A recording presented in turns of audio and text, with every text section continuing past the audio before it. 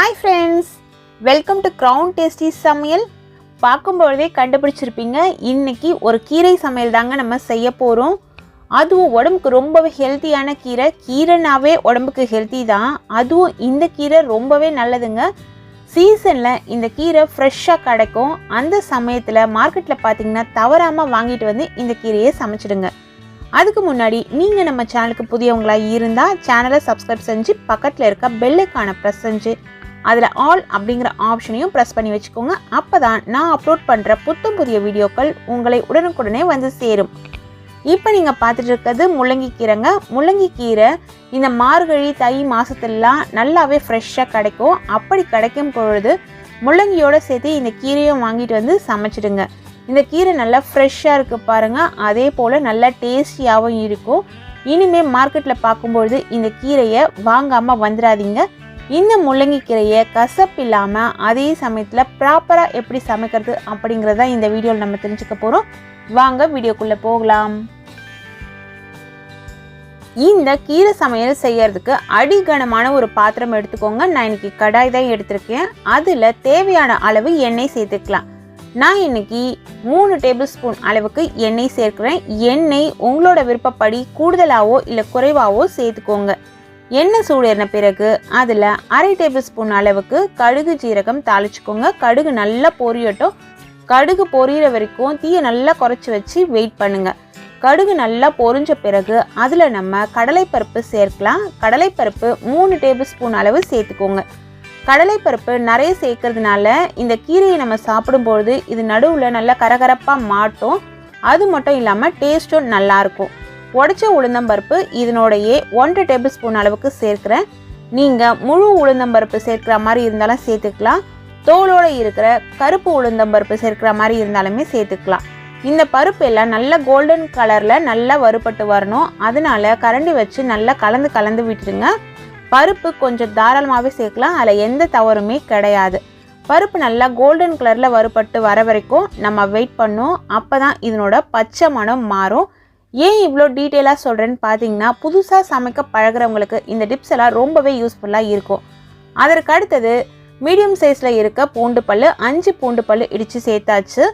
4 காஞ்ச மிளகாய், நீல மிளகாய், அதோட விதையெல்லாம் நிறைய இருந்தது. அதனால் விதையெல்லாம் எடுத்துகிட்டு இது போல் குட்டி குட்டியாக கட் பண்ணி எடுத்து சேர்த்துட்டேன். குண்டு மிளகாவாக சேர்க்குற மாதிரி இருந்தாலுமே நீங்கள் சேர்க்கலாம். விதைகள் நிறைய இருந்ததுன்னா எடுத்துடுங்க. அதற்கு அடுத்தது ஒரு மீடியம் சைஸில் இருக்க வெங்காயம் இது போல் பொடியாக கட் பண்ணி எடுத்து இதில் சேர்த்துக்கலாம். வெங்காயம் சேர்க்கறதுக்கு முன்னாடி வரைக்கும் தீயை ஃபுல்லாக குறைச்சி வச்சுருங்க. வெங்காயம் சேர்த்த பிறகு தீயை கொஞ்சம் அதிகப்படுத்தி வச்சு வெங்காயத்தை நல்லா வதக்கி எடுங்க. வெங்காயம் நல்லா வதங்கணும்.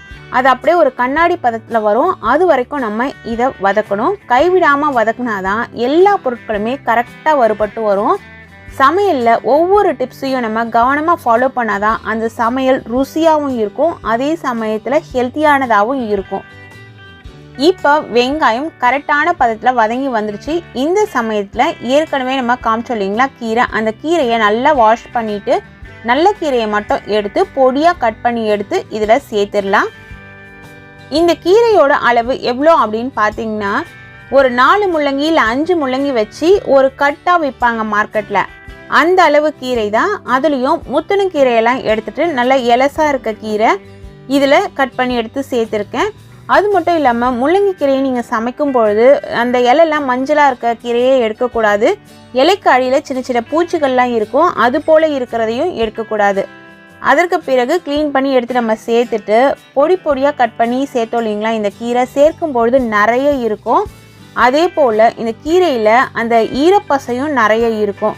அதனால் தண்ணியே ஊற்ற தேவையில்லை. கீரைலாம் நல்லா சுருங்கின பிறகு தேவையான அளவு உப்பு சேர்த்துக்கலாம். நான் 1/4 டேபிள் ஸ்பூனுக்கும் கொஞ்சம் அதிகமாக தூள் உப்பு சேர்க்குறேன். நீங்கள் உங்களோட அளவுக்கு ஏற்ற மாதிரி பார்த்து சேர்த்துக்கோங்க. உப்பு நிறைய சேர்த்துட வேணாம். ஏன்னா இந்த கீரை சேர்க்கும் பொழுது நிறைய இருக்கும். சுருங்கின பிறகு பார்த்தீங்கன்னா அதாவது வெந்த பிறகு பார்த்தா கீரை அப்படியே சுருங்கிடும். அதனால பாதி அளவு வெந்த பிறகு நீங்கள் உப்பு சேர்க்கறது ரொம்பவே நல்லது. இப்போ பார்த்தா தெரியும் எந்த அளவு தண்ணி விட்டுருக்கு பாருங்கள். நம்ம இந்த கீரையில் துளி கூட தண்ணி சேர்க்கவே இல்லை. அந்த கீரையில் இருக்க தண்ணி தான்.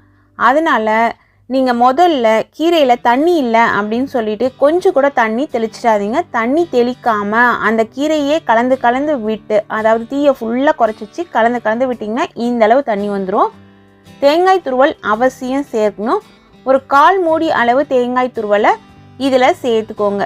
இதை விட கூடுதலாக தேங்காய் துருவல் எனக்கு சேர்த்தா பிடிக்கும் அப்படின்னு நினச்சிங்கன்னா கூடுதலாக கூட சேர்த்துக்கலாம். ஆனால் இதை விட குறைவாக சேர்த்திங்கன்னா இந்த கீரையில் கொஞ்சம் கசப்பு தன்மை இருக்கும். அந்த கசப்பு தன்மை அதிகமாக தெரியும்.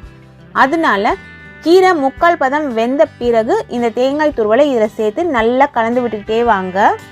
கீரையை ஏன் கலந்து விட்டுட்டே இருங்க அப்படின்னு சொல்கிறேன்னு பார்த்தீங்கன்னா, கீரை எல்லா பக்கமும் நல்லா வேகணும். அதே சமயத்தில் கலரும் மாறக்கூடாது, ஃபுல்லாக வெந்தும் இருக்கணும். அதனால தான் கீரையை கலந்து விட்டுட்டே இருங்க அப்படின்னு சொல்கிறேன். அதே போல் கீரையை மூடி போட்டு நம்ம வேக வைக்கக்கூடாது. கீரையை மூடி போட்டு வேக வச்சிங்கன்னா அதில் இருக்க அந்த பசுமை நிறம் மாறிடும். அதனால் மூடி போடாமல் கலந்து விட்டு தீயை குறைவாக வச்சு வேக விட்டிங்கன்னா இது போல் கரெக்டாக உங்களுக்கு சுருங்கி வெந்து வந்துடும். இப்போ இந்த கீரை கரெக்டான பக்குவத்தில் வெந்து வந்திருக்கு. கலரும் பார்க்கும்பொழுதே தெரியுது உங்களுக்கு எந்த அளவு பிரைட்டாகவே மெயின்டைன் ஆகுது பாருங்கள். அதே போல் தேங்காய் துருவலை சேர்த்து ஒரு 2 நிமிஷத்துக்கு நீங்கள் கலந்து விட்டால் போதும். உடனே வேறு ஒரு பவுல்லையோ இல்லை பிளேட்லேயோ சேஞ்ச் பண்ணிக்கோங்க. கீரை சமைக்கும் பொழுது அந்த சூடான பாத்திரத்தில் கீரையை அப்படியே வச்சுருந்தா கீரையோட கலர் மாறிடும். நீங்கள் பரிமாறத்துக்குள்ளே கீரை அப்படியே கருத்து போயிடும், டேஸ்ட்டும் மாறிடும். அதனால் கீரையை பொறுத்த வரைக்கும் சமைச்சிட்டு உடனே வேறு ஒரு பாத்திரத்தில் சேஞ்ச் பண்ணிவிடுங்க. இந்த கீரை பொரியல் சாம்பார் சாதம், ரச சாதம், குழம்பு வகைகள் எல்லாத்துக்குமே ஒரு பர்ஃபெக்டான மேட்சிங்காக இருக்கும்.